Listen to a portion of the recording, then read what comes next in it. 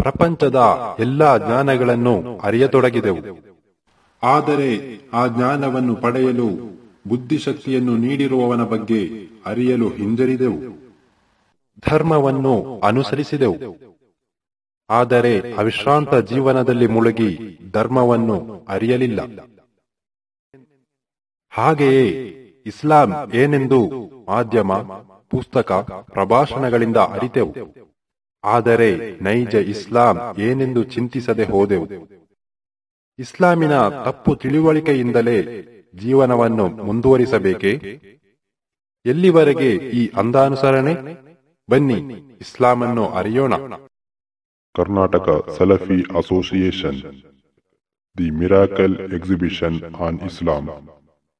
ಬರುವ ಇದೇ ಜನವರಿ 9ರಿಂದ 15ರವರೆಗೆ ಮಂಗಳೂರಿನ ನೆಹರು ಮೈದಾನದಲ್ಲಿ.